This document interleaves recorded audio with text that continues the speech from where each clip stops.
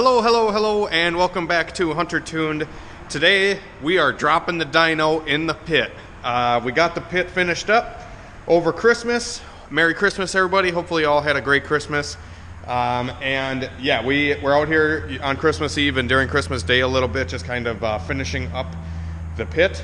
And we took the forms off, took the framing out, and this thing is solid, guys. I am so impressed with how this came out. I did not expect putting that plywood up and backfilling it would do such a good job that it did.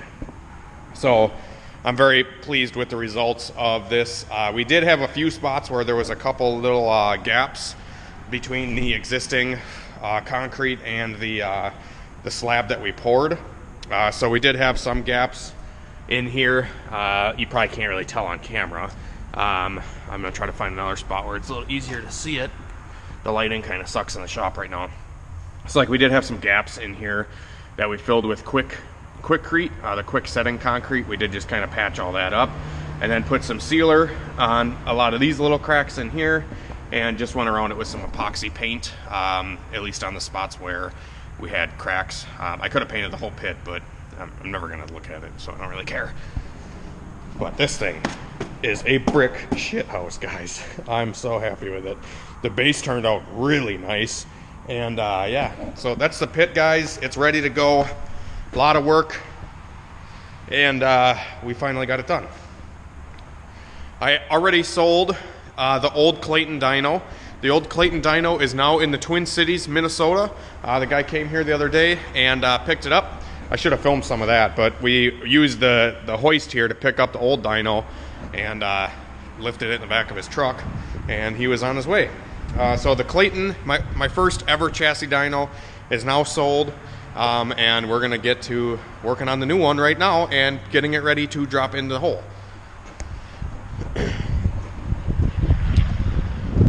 Sorry if there's a little wind today. So I have the dyno sitting on the trailer still. It hasn't moved since I bought it, but we have to get a reluctor on this thing and mount the crank sensor to get the roller speed, RPM, be able to get that picked up. And I want to do that while it's still out because I don't want to be crawling around in the pit trying to mount this cam gear and stuff like that. So that's what I'm doing right now, is I'm going to be attaching this Honda cam gear. I think this is off of a Y8 or something like that, maybe a Y7. And I'm going to be pretty much just plopping it right here and welding it on. And then we have to make a little tab or a little bracket of some sort to mount the crank sensor to, you know, a piece of paper length away from this gear right here. That way, when we have the Your Dyno set up, we can just tell the Your Dyno software how many teeth this cam gear has, and then it'll know what one revolution is, and we'll be able to calculate our horsepower. It's that simple. And then after I get this cam gear on, I'm gonna back out all the adjustment bolts on all four corners. We're gonna pick up some anchors for the dyno as well. That thing's fucking fix it right up. So we got the cam gear welded on, and now we're just gonna put it in the hole, I guess. We also fixed the airline on the brakes, and just got the reluctor wheel and crank sensor mounted on the dyno.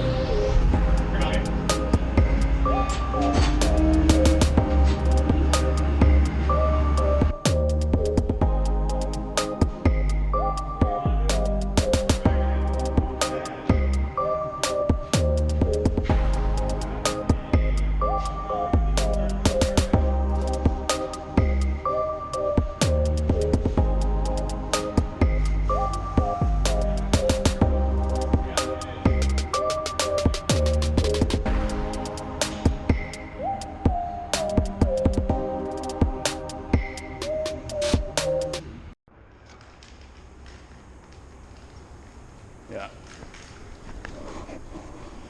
How's it going? I'm back. Got off of work. Christian's got a job! Yeah. 9 to 5. My 5:30, but yeah, and then I'm on my lunch break and I look on Facebook. Hunter didn't even call me or nothing. Hey, I'm sorry, man. That fucking thing is for the moment. We planned today after work, and so I text him. I'm like, hey, dude, should I just go to the shop after work? About 20 minutes later, I'm on Facebook. There's a goddamn boom truck in here.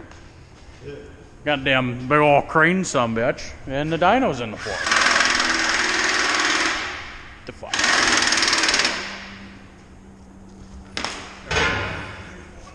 What's that? All right, guys. So, as you can see, we got the dyno. Oh, this thing's dirty. I gotta reshoot that? Yeah. I'll puff on this while I'll start another. All right, guys. So, little time has gone by. We've gotten a lot done today. My buddy came out here with a big-ass excavator. We hooked this thing up, and we got it in the hole, and everything lined up. This dyno came with a bunch of plating and stuff to put around the pit area, and we cut the pit according to, you know, the plates and stuff, so everything would fit nice. The only issue with installing it so far is the dyno is an inch higher than what I measured for some odd reason. I measured it like 12 times at 24 inches, 2 feet exactly. I literally did this 100 times. Like I went out and measured it like every day, and it was 24 inches, and it's 25. So the dyno is an inch higher than the concrete, which is a little bit annoying, but nothing we can do about it now. And then we had to level it. There's 4 little anchoring points along this thing, but it will be awesome in here, guys. And the 1 inch is not really gonna matter that much. I know an inch can go a long ways, but you know, not with this. So what I'm doing now is we got all the plates kind of just rough cut on here, or rough set on here. I got some bolts for the plates that go around the rollers. I got those installed. I got the middle piece installed as well. And yeah, now I'm just drilling all the holes around the perimeter, and we are putting in 3/4 inch anchors. So there's 2 on each side. So 1 over here, 2 over here, 1 or 2 over there. You know what I mean? Okay, so now I am, got a drill bit, and I'm just gonna drill the rest of these out.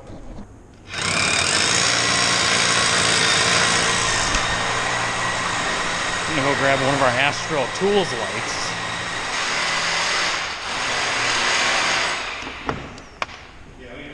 Yeah, from Astro Tools.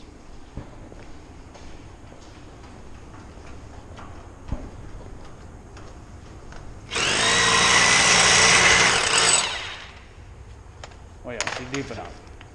So then we grab our anchor here. These things are giant. Yeah. And we put that in the hole. Pound her in. 1, 2, 3. Even though this fucking thing's so heavy, it's not gonna go anywhere, but.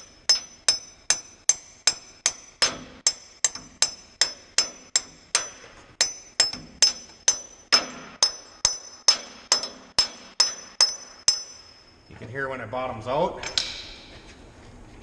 We'll take the nut off, and then we grab a washer.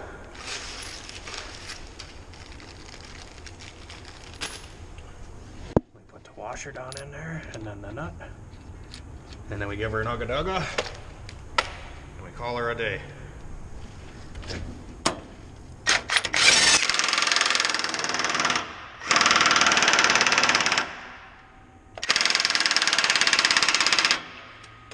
There we go. Dialed. Hell yeah. 2 more.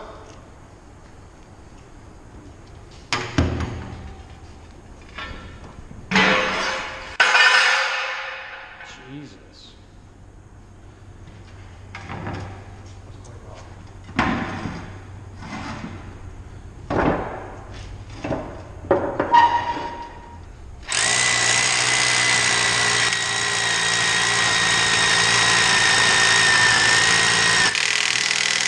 Make Make sure to always clean your hole out.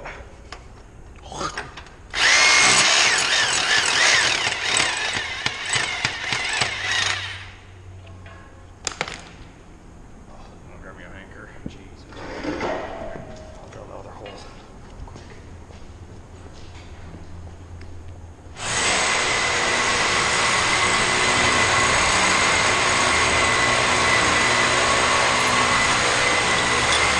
Two washers, 2 studs, 2 nuts.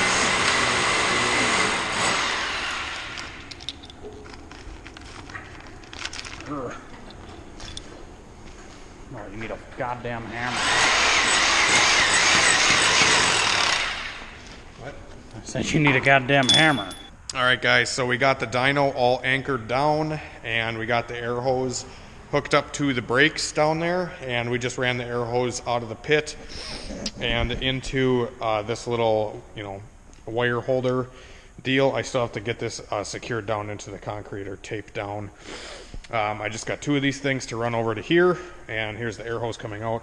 So we're gonna have to figure out what we're gonna do with this, if we're gonna run it up the wall and then down to the compressor down there, or how we're going to do it. I'm not exactly sure how we're gonna do it yet. Yeah, that's still up in the air of how we're gonna control the brakes. But for now, we can just put the hose reel onto this for when we need to pull cars on and off, and then release the pressure when we're gonna do a run or whatever. Also, I did get the crank sensor mounted earlier today. I kind of showed a little clip of that.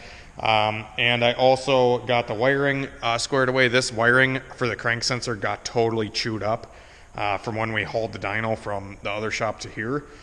So the wiring for the crank sensor is sketchy. I taped it up and made sure none of the wires are touching, but there was a lot of broken wires and stuff like that. So I did get it all taped up and ran up to here, but I have all these wires that are sitting here. There's 4 of them, and there's a 4-pin connector for the RPM signal on the Your Dyno, and I don't know what one goes to what, what color, etc., etc. I could probably figure it out though. It says shield wire, which is just the copper that sits around the wiring. That's the shield wire usually, and then there's a 0 volt, a voltage plus, and a signal wire. And I think there's a red, a black, and a white coming off of the sensor down there, but the colors up here are different. They're like a green and a blue and a brown. So yeah, anyways, that's probably gonna be it for this video, guys. I've been going at it all day today. I got a headache from doing a lot of grinding. We made another plate for the to cover this side up. I made another plate and just threw some black paint on it because this plate was a little discolored. So we did that. I got all the hardware for this thing. We got all that stuff bolted down for good. Crank sensor is on. We have it in the pit, and all this in one day, guys. It's kind of crazy. We've been just busting ass. So there's another thing. I'm probably going to have to secure these into the concrete, because if you step like in the pit area here, the diamond plate wants to kick into the hole. So I'm probably going to put some concrete screws around the outside of these pieces here and into these as well, because this one does move around a little bit as well. So I want to get these kind of secured so they're not going to be, flapping around a bunch or vibrating for that matter. And then, like I said, we're going to run the wiring and the air hose through this guy out to where the TV and stuff is over here. The placement of this dyno is actually perfect for where the TV and the keyboard and everything is too, so that is cool. At the end of this video, I did want to give a huge shout out to a guy. I'll probably mention him in the next video too, but I did get a care package from a guy. He sent a whole bunch of stuff for Hunter Tune, guys. This guy, man, I can't thank him enough. Actually, I did get some more stuff too. I got to do a fan mail update, guys, for sure, because I did get some stuff in the mail. I did get HP Hepic. It's like eBay seller, and he sent me a sub harness, like a VTech sub harness here, which is pretty badass. Definitely going to have to put that to use on something very soon and show you guys a video on it. Go check out his eBay store. And then this guy also sent me in, a different guy sent me in like a whole bunch of work gloves and some welding wire, a big ass shop light, some RTV from Ford, Motorcraft RTV, a whole bunch of stuff, wiring, spark plug loom, or spark plug wire, like heat shield protectors, and a fucking snap-on cordless ratchet. I can't, I'm like lost for words, dude. I talked to this guy a while back, and he's just like, hey man, I'm going to reach out to you and send you some stuff in, because he really appreciates the channel and all the help that I've given him. And I can't thank you enough, man, for sending this stuff in. Only power tool that I really wanted that I did not have was a cordless ratchet. And he sent me in his old Snap-on with a charger. So here's the charger, the battery, and the unit are in the box there. Like I said, man, I'm so humbled for all the stuff that you guys have let me do and the opportunities that you have been giving me with the YouTube here and the business that I've strummed up on my website in order for me to do a lot of this stuff. So thank you all very much, and hopefully you enjoyed the video of us putting this thing in, and hopefully it wasn't too boring, but we did get some stuff done, and I wanted to show you and give you an update. So it's fucking cold out. I had the door open because I was grinding in here, and I feel like all the grinding dust and all the noise and everything going on today, I got a fucking headache. And Christmas, might have had a few too many drinks last night, so that doesn't help. But anyways, we're out here, got a lot done, and can't thank you guys enough for watching. So like, comment, subscribe if you guys are new, and stick around to see this dyno in action. I'm super excited. I can't wait to dust it off and make it clean. But then again, why would I make it clean? Because our fucking driveway is a mud pit. So it's going to get dirty no matter what. Have a great night and a better tomorrow, guys. We'll see you later.